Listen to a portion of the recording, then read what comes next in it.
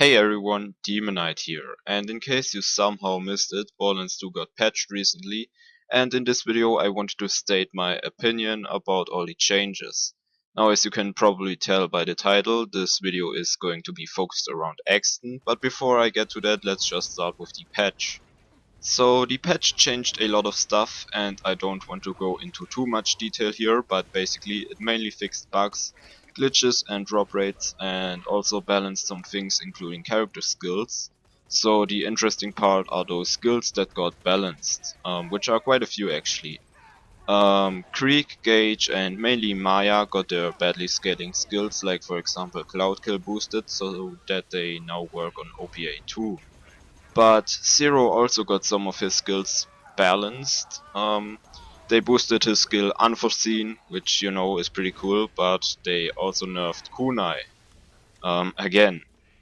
Now, a few days ago they actually rebuffed it, but I'll get to that in a second.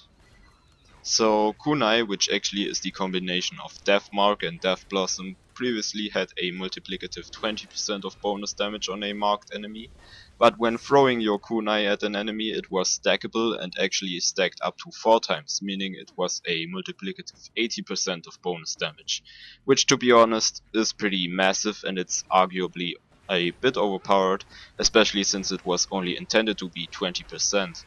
So Gearbox nerfed it, or rather fixed the stacking, and this may seem like a good thing because they balance stuff.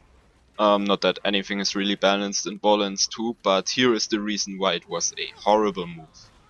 People got used to 80%.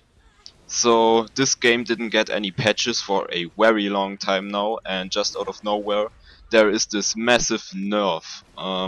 And people have played with 80% for such a long time and made builds and stuff based around it, and nerfing things this late in the game is just completely unnecessary and stupid. But as I said, they recently rebuffed it, so now it's still unstackable, but 80% instead of 20% damage, which is a good thing even though it's arguably overpowered, just because it has always been like this.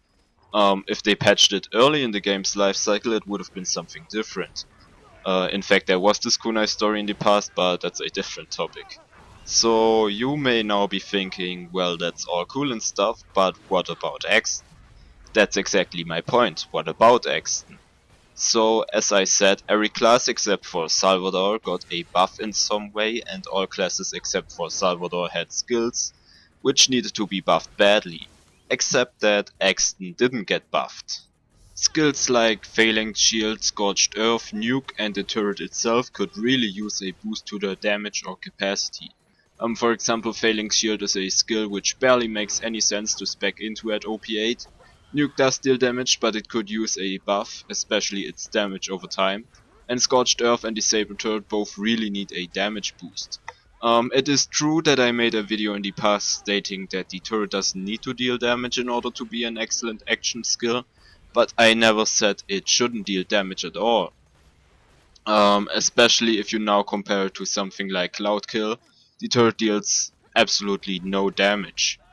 So this kinda just seems like Gearbox doesn't really care about Axton to me. I mean, when they buffed Kunai again, they also buffed Maya slightly more, but Axton got ignored again. But it gets even better.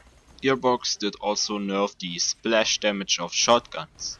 Now let me explain this one. Shotguns with grenade splash damage originally had a fixed splash damage percentage value. For example, basic Torque shotguns had 85% splash damage. However, when the loot hunt began, Gearbox apparently somehow messed up and gave every shotgun with grenade splash damage 100% splash damage, and they didn't do anything about it up until now. So before I get into more detail about particular shotguns, it should first be obvious that this again is a stupid move, because just like kunai, it has been like this for a very long time now, and people, including myself, made builds focus around things like shotgun splash damage. So let's talk about some shotguns. As I said, basic Torque shotguns just got minus 15% splash damage, which isn't that much, but there are some other shotguns like the Omen, Ratcher or Twister that got a massive nerf from this. The Omen went from 100% to 60%, and the Twister went from 100% to 40%. So those are some pretty significant numbers, but the Ratcher actually went from 100% to 0%. It doesn't have any grenade splash damage anymore, only gun splash damage.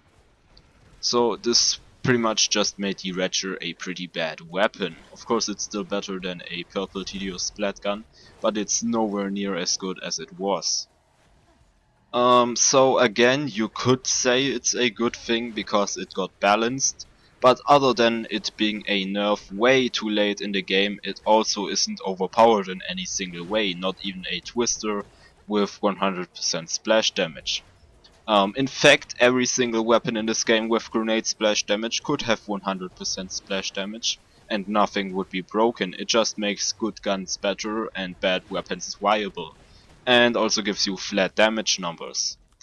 And stating that it's not intended just doesn't make any sense to me, because why should it be intended that Salvador merges weapons with his action skill, but a Seraph TDO shotgun being usable isn't?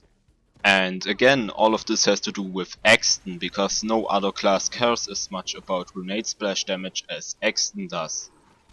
Things like the Twister were top tier on Axton because of their splash damage, and with top tier I mean top tier, not just good. And of course the Twister is still very powerful, but I actually wouldn't consider it top tier for Axton anymore. And trust me, I test things before I claim them to be good or bad. So in conclusion, the patch overall was still good, because it had more good than bad things, but it shouldn't have any bad things to begin with. It just feels like Axton got completely left aside and even got indirectly nerfed because he cares about the splash damage the most. So sorry for the little rant video here, but it should also be obvious that this is just my opinion, and you can disagree with me, of course.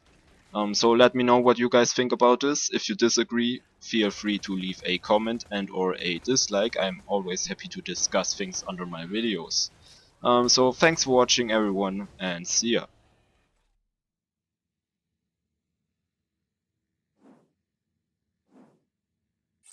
Want to meet my girlfriend?